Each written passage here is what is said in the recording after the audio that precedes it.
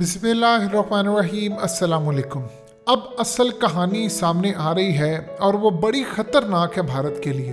भारत में हालिया आपने देखा कि सिखों ने एहतजाज किया, किसानों ने एहतजाज किया, अचानक मोदी ने कानून वापस ले ली। इवन कि आप इमेजिन करें कि पीक पर जब किसानों का एहतजाज था तब मोदी ने कानून वापस नहीं लिए, तो अचानक ऐसी सूरत हाल। उसमें एक तो मेन रीज़न थी कि पंजाब के आ रहे हैं इलेक्शन, उत्तर प्रदेश के आ रहे हैं इलेक्शन, लेकिन इसके साथ एक इंटेलिजेंस रिपोर्ट भी पेश की गई जो तमाम इदारों की जानिब से मुश्तरका रिपोर्ट थी जो मोदी सरकार को पेश की गई। उस रिपोर्ट में क्लियरली बताया गया कि अगर ये 3 लॉज वापस नहीं होते तो खदशा ये है, जिस रिपोर्ट में उन्होंने जिक्र किया। इस वीडियो की अहम डिस्कशन चलती रहेगी, लेकिन आप सबसे पहले वीडियो को लाइक करें, हकीकत टीवी के बैकअप चैनल हकीकत टीवी 2.0 को सब्सक्राइब कर लें और बेल आइकन पर ज़रूर क्लिक करें कि पाकिस्तान समेत दुनिया भर के अंदर जो रहने वाले सिख हैं वो भारत की इस तहरीक को सपोर्ट करेंगे। और चूंकि उन्होंने हमेशा की तरह आईएसआई पर इल्ज़ाम लगाया और कहा आईएसआई इसके पीछे है, वो हमेशा ये बात कहते हैं, जबकि सिख पूरी तहरीक को खुद ही सपोर्ट करते हैं। हमें सपोर्ट करने की ज़रूरत नहीं। हमने तो मोदी को नहीं कहा था कि तुम ये 3 लॉज पास करो, सिख सड़कों पर आए। इस रिपोर्ट में कहा गया कि इतनी खतरनाक सूरत हाल पैदा होने वाली है, इतनी खतरनाक कि दोबारा पीक पर जब ये एहतजाज शुरू हो रहा है, एक तो उसमें जो सिख है और किसान है वो अपनी फसलें जला रहे हैं, जिसका नुकसान ही हो रहा है कि मार्केट के अंदर कीमतें तेज़ी से बढ़ी हैं। दूसरा सबसे बड़ा नुकसान ये हो रहा है कि फ़ौज के अंदर एक बहुत बड़ी तादाद के अंदर सिख बुरी तरह मुतासिर हो रहे हैं और वो चाइना और पाकिस्तान के साथ जो जंग है उसमें शिरकत नहीं करेंगे।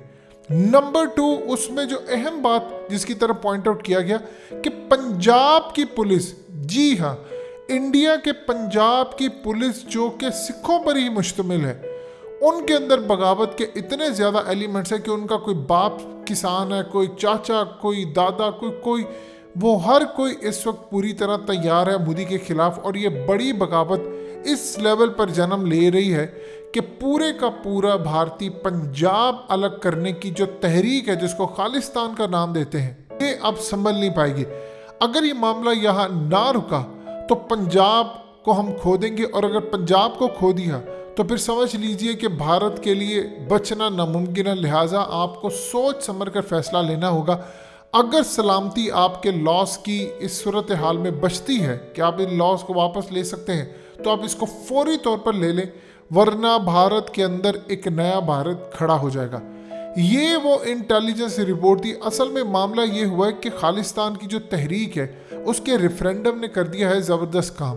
30,000 तो खाली आपने बरतानिया में देखे, अब वो जनीवा तक चले गए हैं। उन्होंने कहा है कि वहाँ पर यूनाइटेड नेशन की असम्बली तक जाएंगे, यानी हर तरह से पूरी दुनिया के अंदर रेफरेंडम के लिए वो लोग लेकर आ रहे हैं और ये मामला अब उठने वाला है। उसके बाद सिखों के साथ जो मामला हुआ है उसके बाद तो किसी भी सूरत वो पीछे हटने को तैयार नहीं है। देखिए, भारतीय फौज के अंदर 2 तरह का तबका है जो सही लड़ने वाला है। एक है गोरखास जो कि नेपाली है और दूसरा है सिख। हिंदुओं में इतनी हैसियत नहीं है कि वो पाकिस्तान के खिलाफ उस लेवल पर लड़ सके। अब ये 2 असल में जो मामले हैं वो बड़े ख़तरनाक है कि गोरखास वैसे नेपाल उनको लड़ने नहीं देगा, उनका इन्फ्लुएंस चाइना का बहुत ज़्यादा उनके ऊपर है। और दूसरा सिखों को ये मामला आ चुका है। देखिए, पहले आर्मी चीफ तक गए हैं सिख, एयर चीफ तक गए हैं। अब मामला डिफरेंट हो रहा है कि हर कोई, इवन कि आप सोच रहे हैं उनके जो जर्नैल है, जो ब्रिगेडियर है, वो अपनी जो ख़ास तौर पर कम्युनिटी है सिखों की, उसमें बैठ नहीं सकते। देखिए, सिखों का मामला कुछ इस तरह है कि भारत के अंदर 1.5 से 2 करोड़ के करीब सिख हैं और छोटा सा एक ख़ानदान सा समझ लीजिए। हर कोई जाकर बैठते हैं सिखों के अंदर, तो वो उनको कहते हैं तुम्हें शर्म नहीं आती, तुम सिख होकर सिख की पगड़ी की लाज नहीं रखी, तो तुम मोदी का साथ दे रहे हो, तुम फौज के अंदर हो। ये उनको अब ताने मिलना शुरू हो गए, लोगों ने उनसे मिलना जुलना छोड़ दिया। अब ये तमाम की तमाम जो चीज़ें, और सबसे बड़ी बात यह है कि इन सिखों के अंदर बहुत सारे बीजेपी ने लोग प्लांट किए हुए थे, जो जाहिर सी बात है इनकी कम्युनिटी के लोग हैं जो इनके खिलाफ इस्तेमाल होते हैं, कुछ बीजेपी का हिस्सा है। अब वो जो लोग प्लांट किए हुए हैं उन्होंने इन्फॉर्मेशन निकाल कर दी कि ये मामला अंदर चल रहा है कि अगर एक जर्नैल ये कहता है कि मैं अशेम्ड हूँ, मैं बड़ी तकलीफ में हूँ कि मैं भारतीय फौज का हिस्सा हूँ, लेकिन मैं ये भी नहीं चाहता कि दुश्मन फ़ायदा उठा ले। वहाँ पर मामला कुछ इस तरह का हो रहा है कि वहाँ पर सिखों ने ये बात कही है कि अगर हम अपने बच्चों को हुक्म दे दें, जो कि एक बहुत बड़ी तादाद है भारतीय फौज के अंदर और उनकी पुलिस पंजाब के अंदर सिखों की, कि अगर हम इनको कह दें तो फिर लड़ने वाला कोई नहीं होगा, वो बॉर्डर छोड़कर आ जाएंगे और तो फिर किसी सूरत लड़ाई करने के काबिल नहीं रहोगे। तो अब आप अंदाज़ा कर लीजिए किस लेवल पर मामला उठ गया था।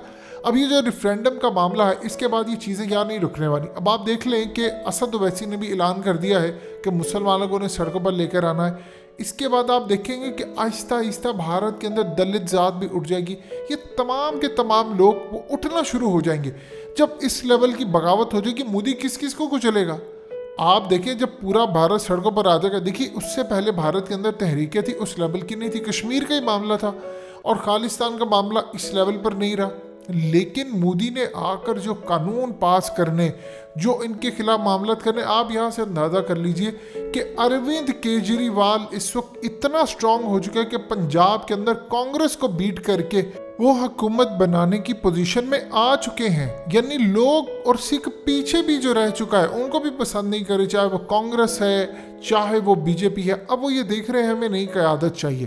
अब देखिए, इस वक्त 120 में से तकरीबन 50 से 60 के करीब सीटें अरविंद केजरीवाल निकालता हुआ नजर आ रहा है।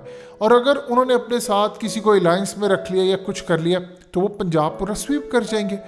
अब यहाँ पर जो मामला है वो कांग्रेस के लिए खतरनाक है। और बीजेपी के हवाले से सूरत हाल ये है कि 0 से 1 सीट, यानी आप सोच लें कि यहाँ तक आ गया कि शायद हो सकता है एक भी सीट ना इनको मिले। और 0 और 1 के दरमियान इस वक्त जो ओपिनियन पोल्स आए हैं वो ये कह रहे हैं, यानी इतना सिखों की कैंपेन ने इनको डैमेज किया है कि किसी को भी नहीं वो छोड़े, रौंदते हुए वो चले जा रहे हैं। अब यहाँ पर ज़रा आप अंदाज़ा कर लें कि पाकिस्तान की सूरत हाल जिस तरफ भी जा रही है, चाहे भारत हमले के लिए तैयारी कर रहा है, भारत के अंदर एक नया भारत खड़ा करने की तैयारी है। ये यहाँ पर रुकने नहीं वाला। देखिए, खालिस्तान मूवमेंट चलाने वाले को पता है कि हमारी कामयाबी की वजह से मोदी ने ये तमाम चीज़ें वापस ली है, लेकिन क्या अगले मोर्चों पर या लड़ाई करने के लिए जो सिखों की फौज के अंदर मामला थे पाकिस्तान के खिलाफ होंगे? सवाल ही पैदा नहीं होता। देखिए, गुरु नानक का जो हमने जिस तरह करतारपुर कॉरिडोर का एक पूरा स्ट्रक्चर खोला है, सिख पाकिस्तान के खिलाफ लड़ाई करने को तैयार नहीं है। वो ये सोचते हैं अगर लड़ाई होगी तो हमें पंजाब पर हमला करना पड़ेगा। अगर हम पंजाब पर हमला करेंगे तो नारोवाल और करतारपुर कॉरिडोर और करतारपुर का जो पूरा मामला उस पर भी हमला होगा, वो भी तबाह होगा। अगर वो तबाह होता है तो ये हमारे लिए इतनी मुकद्दस चीज़ है कि हम तो बर्दाश्त नहीं कर सकते। हमारे गुरु नानक की ज़मीन के ऊपर हमला हो, हम बर्दाश्त नहीं कर सकते। असल में उनको पाकिस्तान से गर्ज नहीं है, उनको पाकिस्तान के पंजाब से गर्ज है, क्योंकि वो खुद को पंजाबी कहते हैं, बाद में खुद को हिंदुस्तानी कहते हैं। तो वो पंजाब के एरिया को ख़ास तौर पर देखते हैं। बाकी पाकिस्तान के किसी भी हिस्से के अंदर कुछ होता है उनको इतना सरोकार नहीं है, वो पंजाब को साथ देखते हैं और ख़ास तौर पर करतारपुर वाले हिस्से को। तो इस सूरत हाल के अंदर पाकिस्तान जिस लेवल पर खेल रहा है वो एक बड़ी ज़बरदस्त चीज़ है।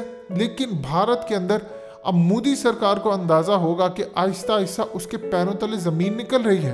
वो भारत को तकसीम कर रहा था, वो खुद ही तकसीम होने वाला है। सो लिहाजा आने वाले वक्त में मोदी की वो जो पावर है वो अब उस लेवल की बिल्कुल नहीं रहेगी।